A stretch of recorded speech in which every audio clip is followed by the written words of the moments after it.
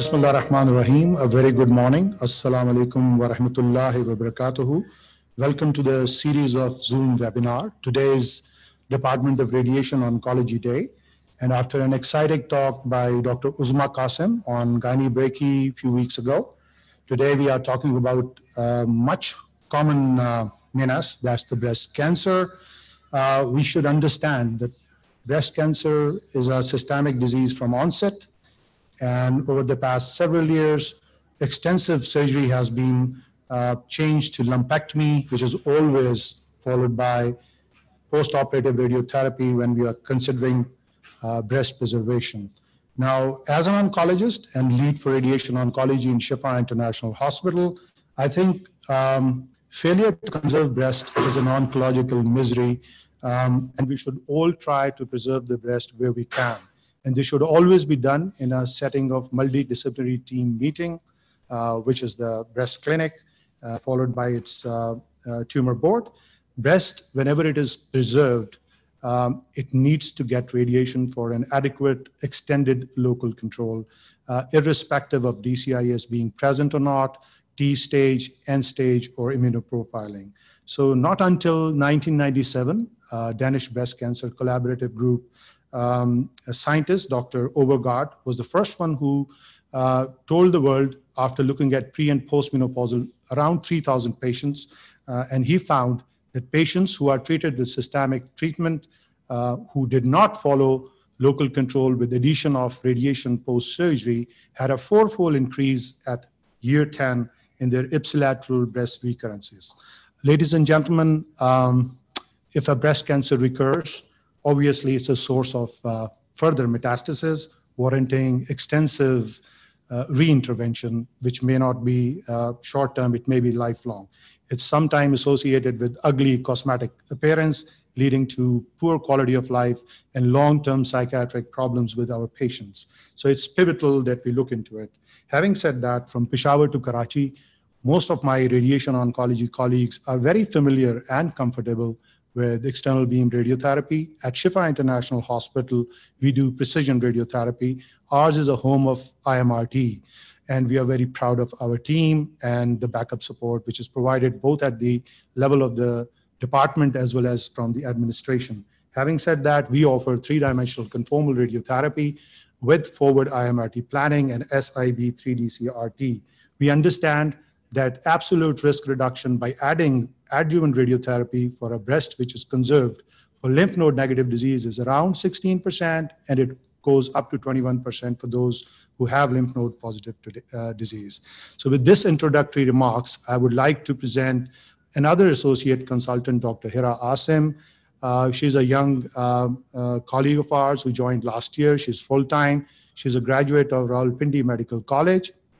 She went on to complete her fellowship both from the CPSP Pakistan and the Royal College of Radiologists in England, and then she further went on to pursue knowledge.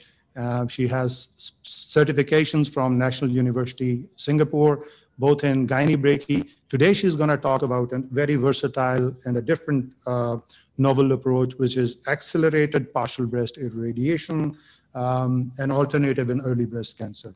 Dr. Hira. Yeah, sure. Thank you, Dr. Farooq, for your kind introduction. Assalamu alaikum, ladies and gentlemen, fellow doctors and colleagues. My name is Dr. Hira Asim, and I joined Shifa International Hospital as the Associate Consultant Radiation Oncology in April 2020. This is my introductory lecture on accelerated partial breast irradiation. I received certification in this procedure from National University Hospital, Singapore. Today's lecture will be a walkthrough of my preferred APBR modality, which is multi-catheter partial breast irradiation. I have extensively practiced this modality during my time at NUH, and I plan to introduce this procedure at Shifa International Hospital. My lecture will begin with an introduction of the radiation treatment in early breast cancer, followed by a brief discussion on the challenges associated with whole breast irradiation, which is the current standard treatment. I will then introduce APBI. I will discuss the different APBI modalities available, and I will explain partial breast irradiation procedure in detail. Finally, I will present findings from major clinical trials proving the efficacy of this procedure.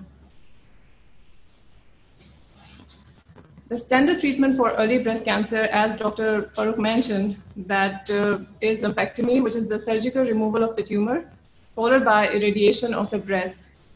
Whole breast irradiation is the most widely treatment used, and APBI is an alternative to whole breast irradiation, but only for a select group of patients who meet a specific criteria. I will discuss the selection criteria in detail later on. Let's now talk about the benefit of radiation treatment after breast conserving surgery.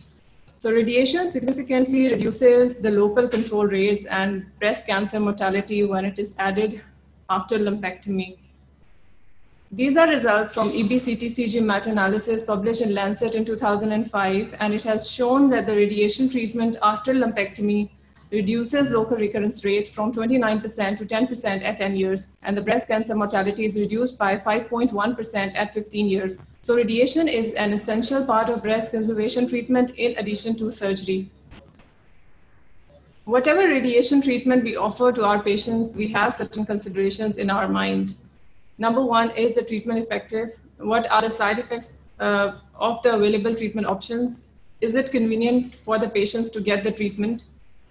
Keeping these considerations in mind, whole breast irradiation does pose some treatment challenges for the patient. While it is the standard treatment for majority of the patients after lumpectomy, this treatment is long and is given over 3 to 4 weeks. And we are always concerned about the doses received by the heart and the lungs. It is associated with skin toxicity, which leads to fibrosis, telangiectasia, pigmentation, chronic breast pain, and poor cosmesis. These challenges do end up impacting patients' decisions for treatment. Recent data from the US shows that 20% of the patients may not get radiation treatment because of the inconvenience. So logistical and financial issues, they play a major role in treatment selection decisions by the patients. Patients and families may have to relocate to other cities. They face difficulties in arranging accommodation, transportation, and they may even face difficulties in taking extended leave from work. Even more alarming is the data from the US, which shows that 30% of the patients, they opt for mastectomy, even if suitable for conservation, just to avoid prolonged radiation treatment. So for patients who do qualify for APBI, a lot of challenges can be mitigated to a considerable extent. Ultimately, we may be able to bring some of them around to consider completing the full treatment. Let's now discuss about accelerated partial breast irradiation in detail. APBI is used as part of the adjuvant treatment for early breast cancer after lumpectomy. In this treatment, we only treat the tumor cavity with a margin of 1.5 to 2 centimeter instead of the whole breast. The treatment is called accelerated because it is short and it is administered over a maximum of 5 days, which is about 75% reduction in the treatment length compared to whole breast irradiation. Various anatomical studies have shown that the majority of the local recurrences, they are in the close proximity of the tumor bed, and less than 20% of the recurrences appear elsewhere in the breast. And the absolute number of the elsewhere recurrences is less than 1% per year. And this rate is similar to the rate of the contralateral new tumors. So this makes a strong rationale for considering the treatment of the tumor cavity with a margin, as the recurrence rates, they are found to be very low outside this volume. Now, the question is how to treat with APBI. There have been different modalities in use in different clinical trials, which include multi-catheter partial breast irradiation, balloon mammoth-side brachytherapy, intraoperative radiotherapy using electrons and 50 kV X-rays, and external beam radiotherapy using 3D CRT, IMRT, or electrons. The 4 images on the screen show the 4 modalities in practice. The picture on the top left shows multi-catheter APBI. It involves the insertion of 15 to 20 flexible catheters in the targeted part of the breast from where the tumor has been removed. The second picture in the middle on the top shows external beam radiotherapy treatment where the target has been reduced to the partial breast. However, the treatment is done in a similar way as whole breast irradiation, either with 3D CRT, IMRT, or electrons. And the third picture on the top shows intraoperative radiotherapy, which is done in the operation theater immediately after surgery, either with electrons or 50 kV X-rays. And the final picture at the bottom is balloon mammocyte brachytherapy, which involves the insertion of a single or multi-catheter balloon placed either immediately or a few weeks later after surgery. So out of all these four modalities, multi-catheter brachytherapy has the most promising results in comparison to the whole breast irradiation. As I mentioned earlier, that patient selection for APBI is done using a specific criteria. There have been different criteria used for selecting patients, which are advocated by different international societies in different parts of the world. I strongly recommend following ASTRO 2016 consensus statement for patient selection, especially at the initial stages of implementing the procedure, as I find these selection criteria more stringent and therefore safer for the patient. According to the ASTRO consensus statement 2016, patients suitable for APBI should have invasive ductal carcinoma or any other favorable histology like tubular or mucinous. They should have age more than 50 years, tumor size of less than equal to 2 centimeters, margin should be clear by more than equal to 2 mm. There should be no LVSI, no extensive intraductal component, any grade is allowed, N0, no, there should be no BRCA mutations, and no adjuvant treatment is allowed. ASTRO has DCIs is also allowed, provided it is screen detected, it is locally, and it is less than 2.5 centimeters, and it is resected with a margin of at least more than 3 millimeters.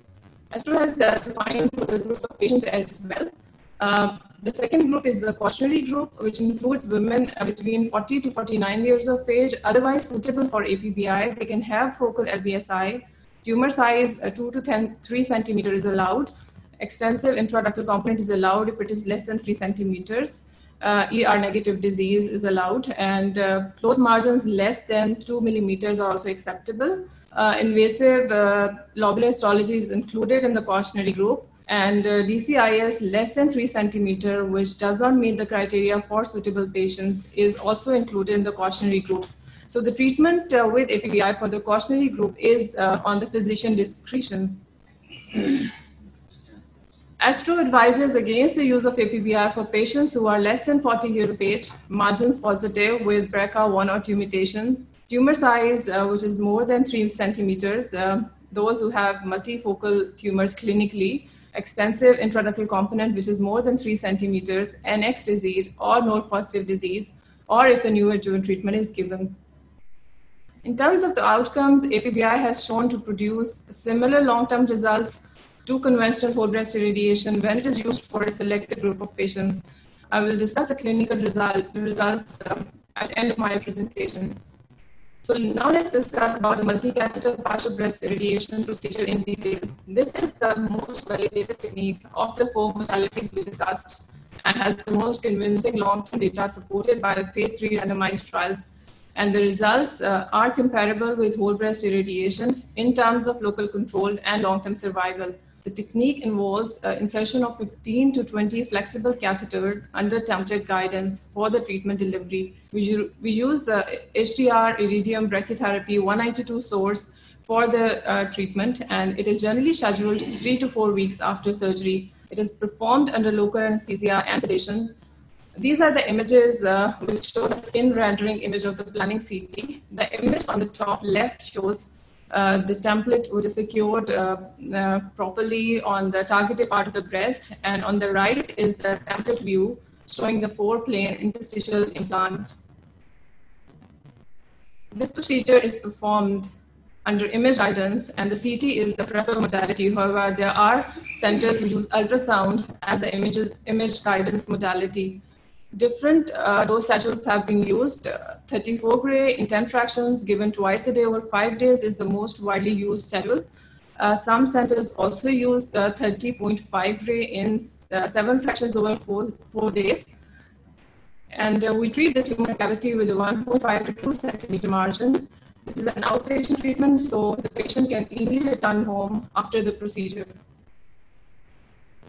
Multi-catheter partial breast irradiation does have some advantages when it is compared to breast irradiation. While looking at NUH, I found that the patient pickup rate for this procedure was very high. Reasons being the treatment is completed over 4 days instead of 3 to 4 weeks. It minimizes doses to the heart, lungs, ribs, ipsilateral and contralateral breast.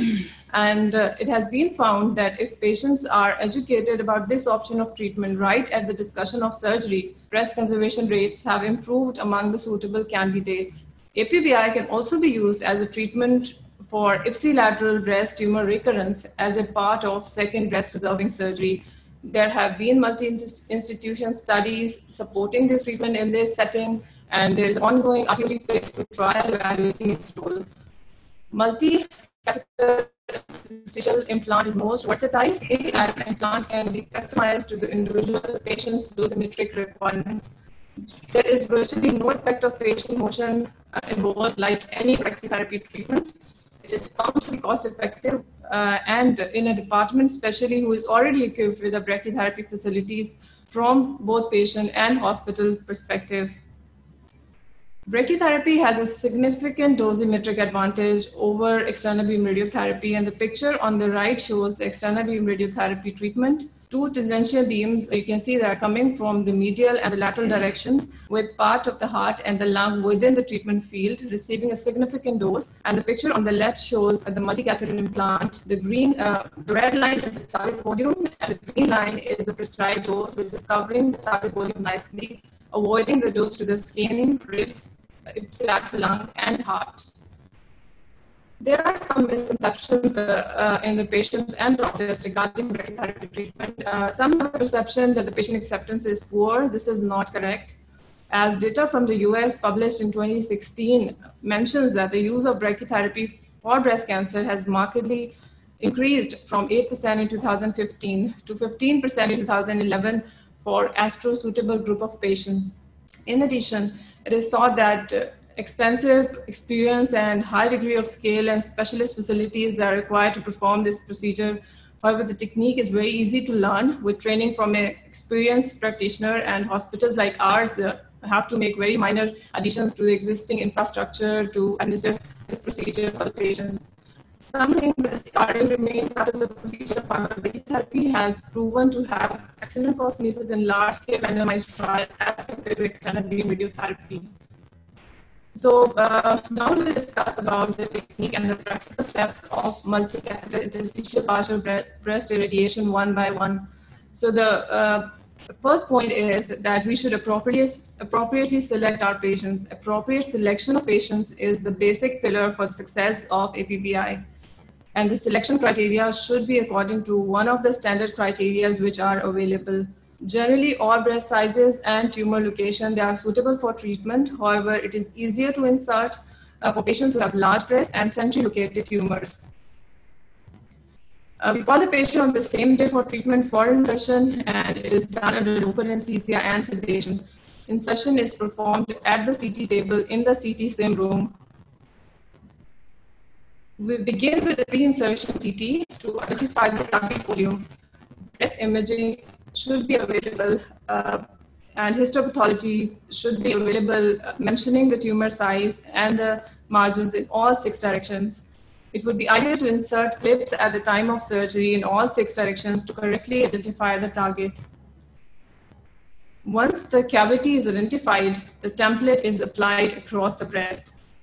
First needle is placed in the center of the target cavity, and then further needles, they are placed around the central needle to aid in the orientation of the breast and secure the template. The picture on the right shows the Kuski's template, which is nicely secured on the target breast with needles. And on the left is the CT image taken after initial insertion with template and the central needle in place.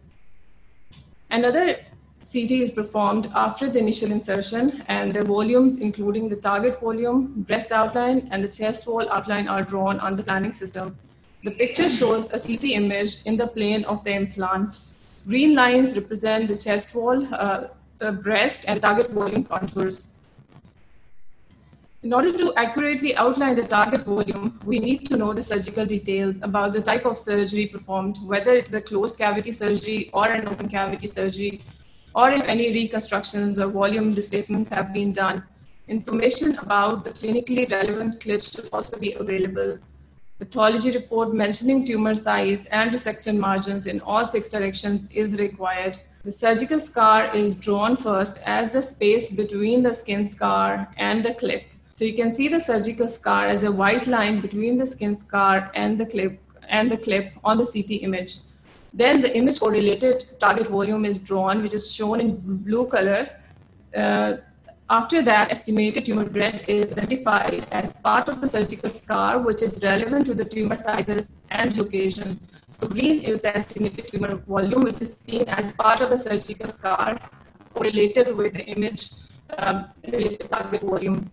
So the expansion of the estimated tumor bed is done by 2 centimeters in all directions, minus the existing resection margin, which is mentioned on the histopathology report, to generate the CTV. 5 mm of the CTV of the skin and the chest wall, they are excluded from the CTV, and a 5 to 10 mm PTV margin can be added on physician discretion to respect the random accuracy in the positioning of the clips and uncertainty in the definition of the scar. The volumes are then transferred onto a transparency with a photocopy of the template at a magnification of 1:1. This picture shows the volumes transferred on the transparency template. We can identify the target, breast, and the chest wall outline drawn in red, and it is used for determining the position of the additional needles which are required for covering the target adequately.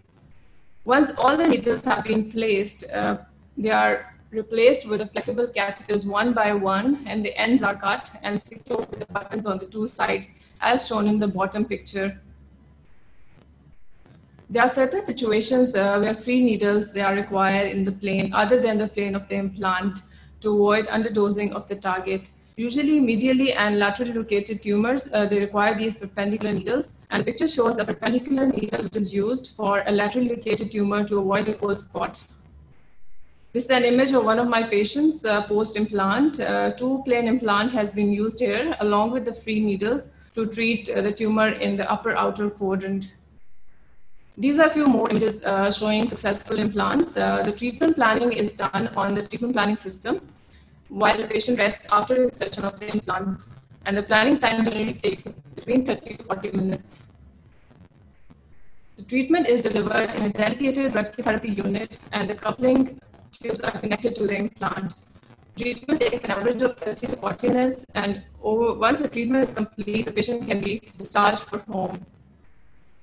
This is my typical treatment schedule, which I followed at NUH.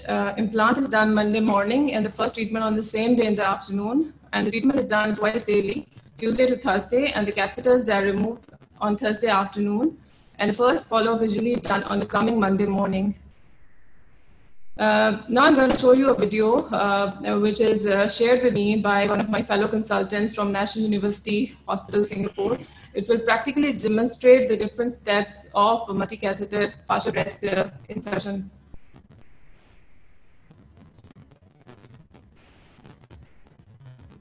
So the first step is the patient preparation. We clean the patient.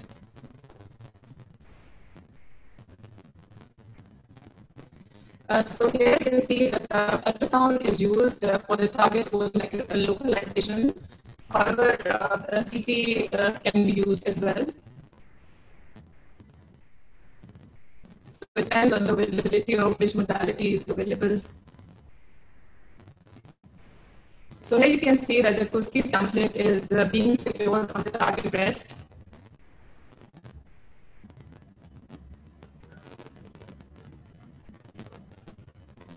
Local anesthesia is being given from the pose in the template.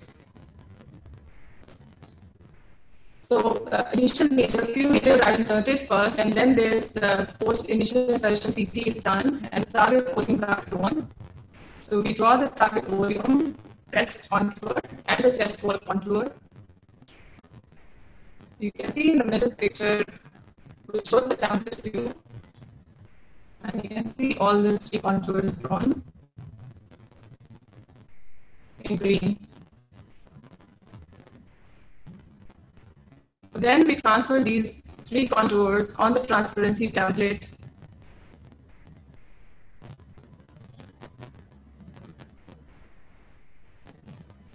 This will help us in the calculation or can help us knowing the requirement of the additional needles for the appropriate dosimetric coverage. So further local anesthesia is being given. You can see that further needles are being inserted as guided by the transparency template. Then the template has been removed and the needles are being replaced by the flexible catheters. You can see buttons at one end.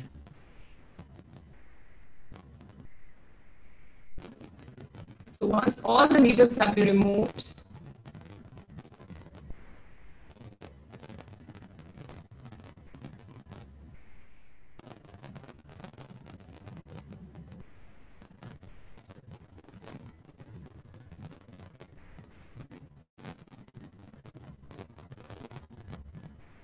the buttons are sewed from the other side of the implant.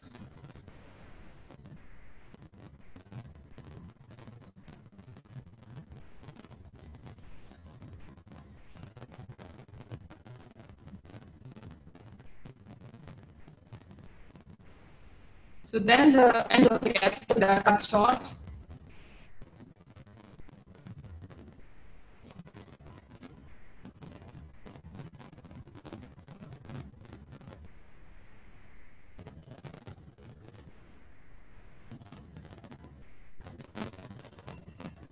So here they are producing the hose in the catheters with the help of this gun to aid in the treatment delivery.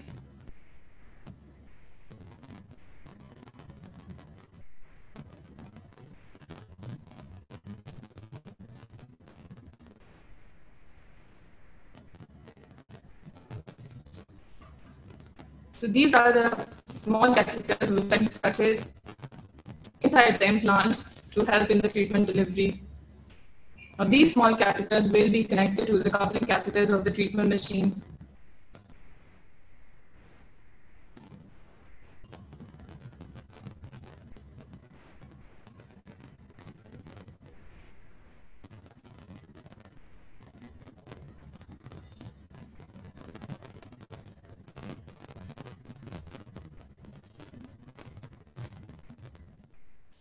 So we move on to the next video, which practically demonstrate the removal of the implant after the treatment is complete. So we usually used to do it Thursday afternoon.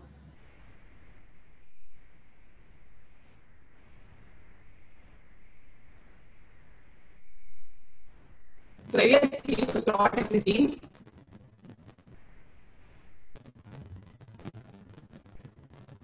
The ends are cut, carefully rolling the skin.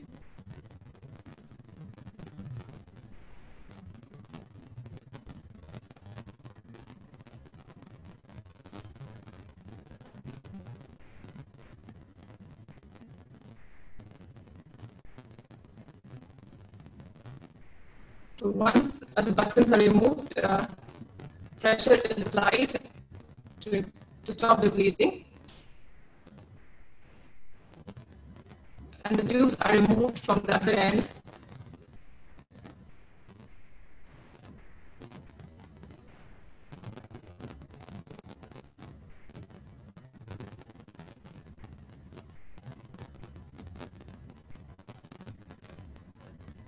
Once all the catheters have been removed, pressure is applied to stop bleeding.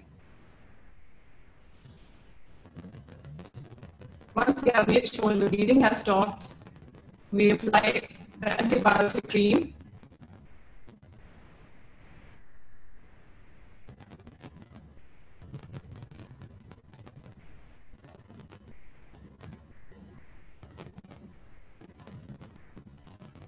And the area is covered with the dressing.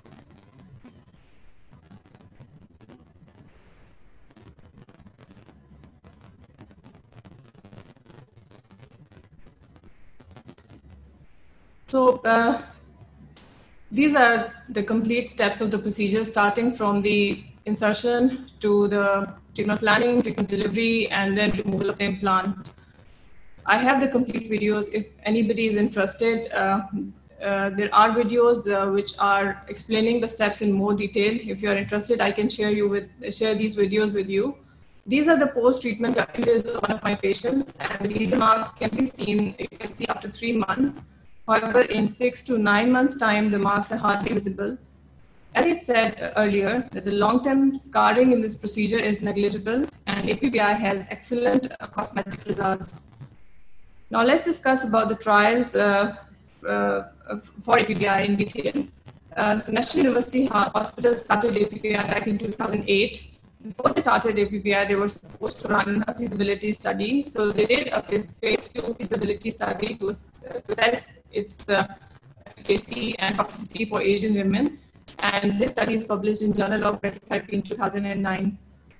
So they included patients who were more than 45 years of age, had invasive carcinoma or DCIS, which was less than 2 centimeters, margins negative, and no negative disease. 34 green fractions were given twice daily over 5 days, and the preliminary results showed that it was feasible to perform APBI in Asian women, even though they had small breast sizes, but they were all satisfied with the acute toxicity. This is recent NUH data, still unpublished. Its 5-year follow-up is complete for 270 cases. 4 recurrences have been seen. 2 are the true recurrences and 2 are the new primaries. And the local recurrence rate is 1.5% at 5 years. So the results are quite impressive with very low recurrence rates. Here are the results of the 3 landmark trials which have evaluated the role of multi-catheter partial breast irradiation. The first trial is the Budapest trial, which included 258 patients having T1, N0, and microscopic disease, grade 1 or 2, non-lobular histologies, and negative margins. It enrolled patients from 1998 to 2004, and its 10-year results, they are published in Green Journal in 2013. And the local recurrence rate is 5.9% in APBI arm, and it is 5.1% in whole breast irrigation arm. 81% of the patients had excellent or good cosmesis in brachytherapy arm versus 63% in the whole breast irradiation arm. Similarly, Jack Astro published his 5-year results in Lancet in 2015, and this was the first study which exclusively used multi-catheter partial breast irradiation. Over 1,300 patients were included in the study from 2004 to 2009, and it included patients with unifocal tumors less than 3 centimeters in size, aged more than 40 years, all histologies, any grade, N0 or NMIC, no extensive intraductal component. DCIS patients, they were also allowed, and its 5-year results show that the local recurrence rate of 1.4% in whole breast in APBI arm compared to 0.9% in whole breast irradiation arm, and the difference was not significant.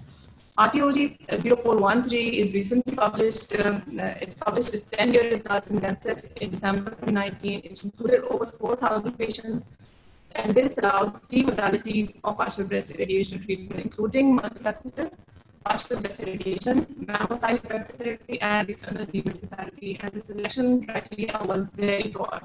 It included patients above 18 years of age. All histologies, tumors were included which were less than 3 centimeters in size, unifocal, any grade, N0, N1 disease, and no ink on margins were included.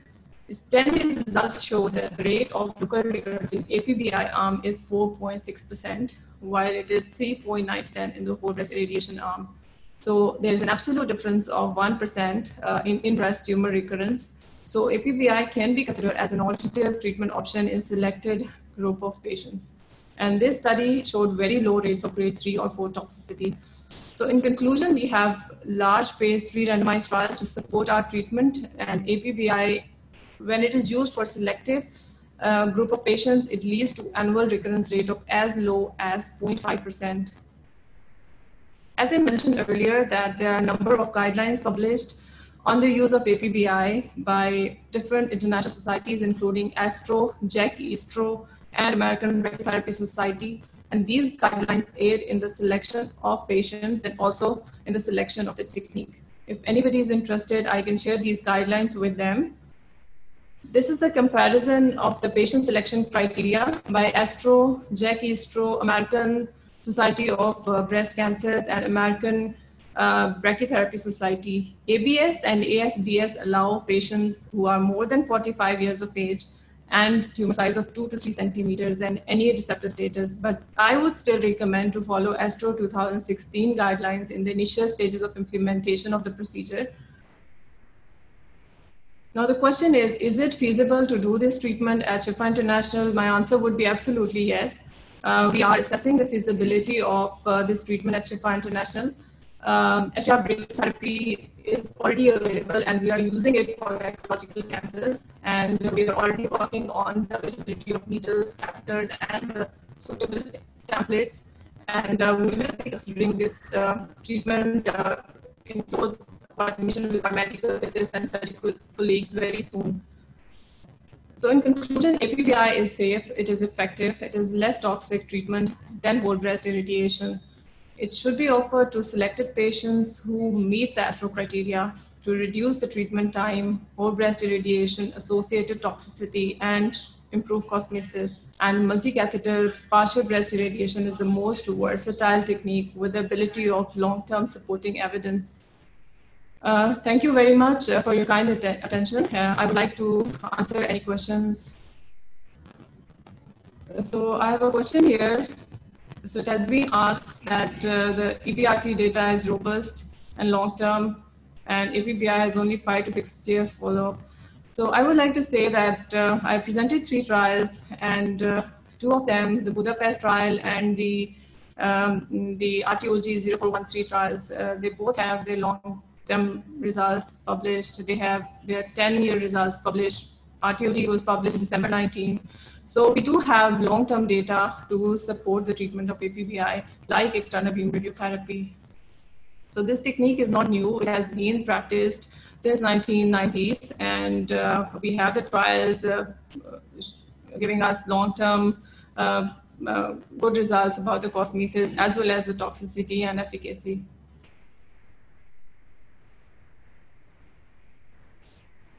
So the next question is, what are the side effects of this treatment? Any long-term side effects? Well, okay. So as I mentioned that the procedure is limited, or the treatment is limited to a very small area. So we don't expect long-term results, long-term side effects to any of the critical organs. The only concern was whether it gives more fibrosis or pigmentation or scarring, and that I've shown you in pictures that, and it is supported by phase 3 trials, that the cosmesis is excellent, and in fact, it is much better than external beam radiation treatment. Patients who are treated with APBI, they have far less fibrosis, less pigmentation, and less breast pain compared to whole breast radiation. Can APBI be used in the recurrence of breast carcinoma? Yes, I mentioned earlier in my slides that there have been patients who have been treated for in-breast tumor recurrence with APBI as part of the second breast conserving surgery. So yes, there have been multi-institution studies which have shown satisfactory results. And there is an ongoing RTOG trial. So we await the results for that trial. I think it is still recruiting. So yes, it is being considered over different parts of the world.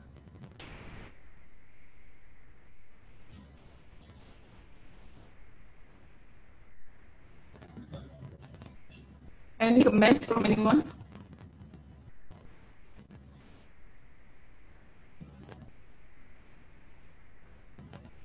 Dr. Farooq, do you have any comments to share? Thank you very much, Dr. Hira. It was a pleasure listening to you, and I hope we'll be able to implement accelerated partial breast irradiation for the select group of patients which are carefully selected in a multidisciplinary meeting. And I hope our surgeons can pour in and help us in that. And we'll look forward in bringing these catheters. These are small things. They don't cost much. We have the, as you said, HDR brachytherapy with iridium source that can improve our, scope of work in the department. I think with that, we close this brand round. Thank you very much. Thank you very much. Thank you very much.